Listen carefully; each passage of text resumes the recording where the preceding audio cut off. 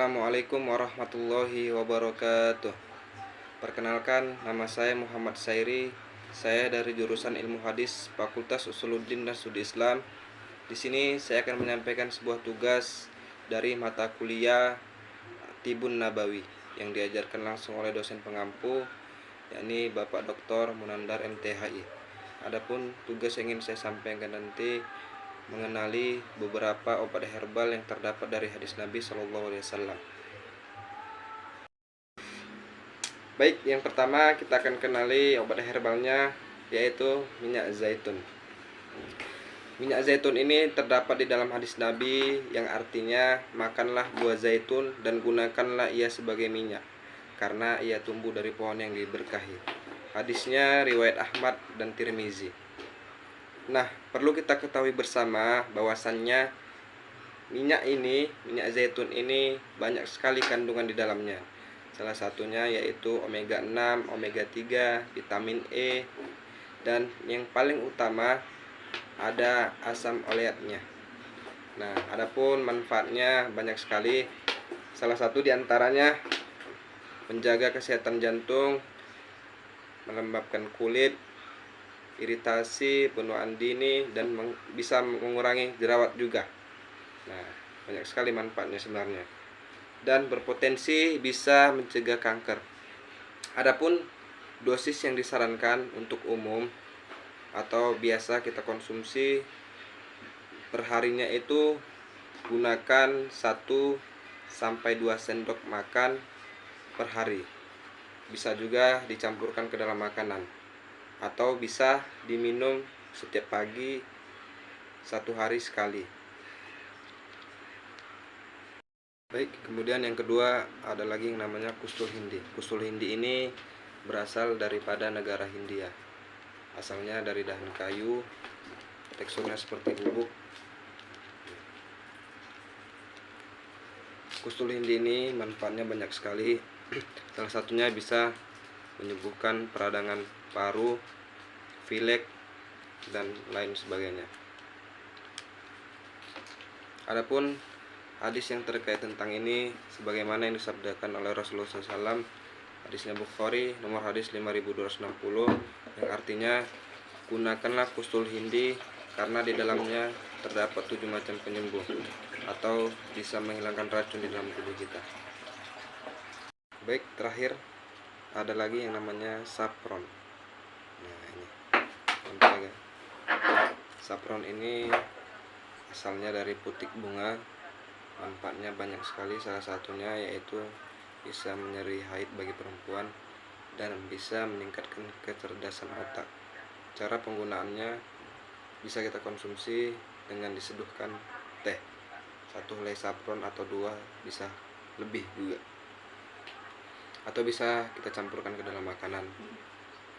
Baik, mungkin itu saja yang bisa dapat saya sampaikan terkait tentang tugas ini. Mudah-mudahan dapat manfaat bagi kita semua yang mendengarkan. Azanillahu wa iyyakum ila siratal mustaqim. Wassalamualaikum warahmatullahi wabarakatuh.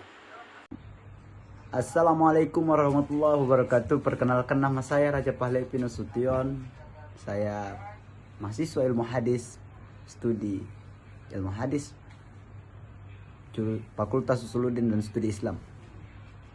Saya membuat video ini ingin menjelaskan tentang obat-obat herbal yang diajarkan Nabi Muhammad SAW kepada kita. Adapun obat herbal yang pertama yakni madu. Madu adalah cairan alami yang dihasilkan dari lebah dan sari bunga. Kandungan di dalam madu ini terdapat antioksidan, mineral, natrium dan kalsium, vitamin dan enzim. Manfaat dari madu ini adalah obat untuk setiap penyakit. Cara mengkonsumsinya, kita hanya perlu meminum madu 1 sendok makan perharinya. Terdapat di dalam hadis, madu adalah obat untuk setiap penyakit dan Al-Quran adalah obat untuk penyakit hati. Maka saya memerintahkan kalian dalam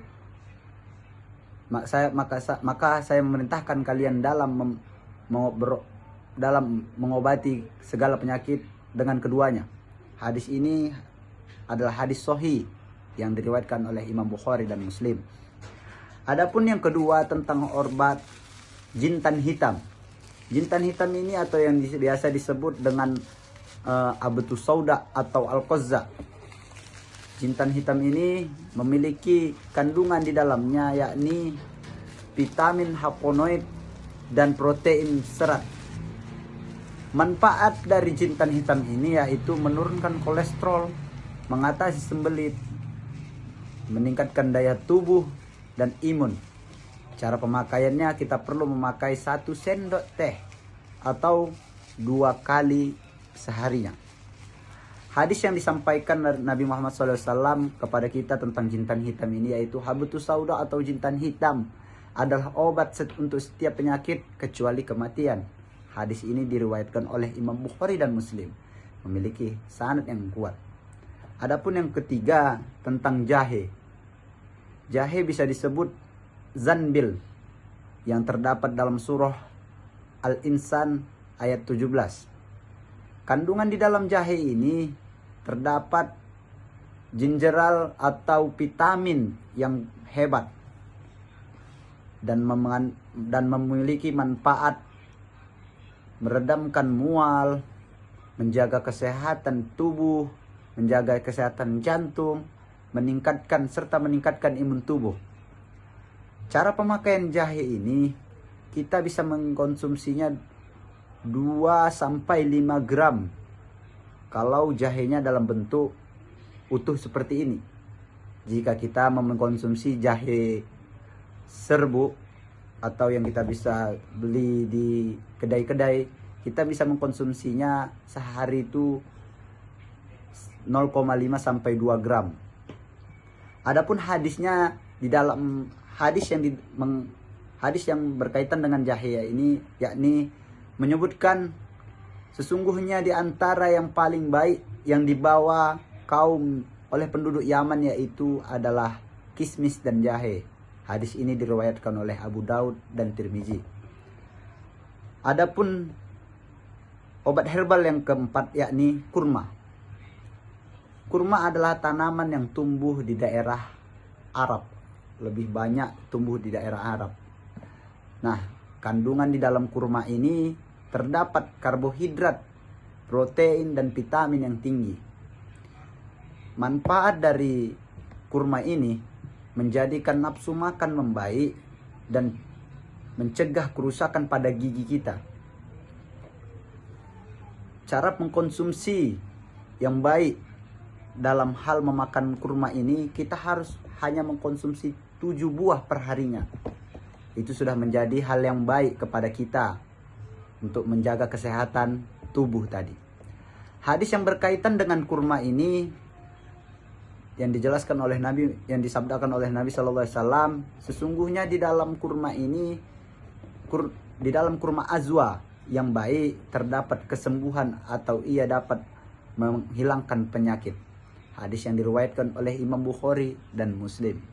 Mungkin ini saja yang bisa saya jelaskan dari hasil obat-obat herbal yang diajarkan Nabi Muhammad SAW kepada kita semua. Billahi taufiq wal hidayah. Assalamualaikum warahmatullahi wabarakatuh.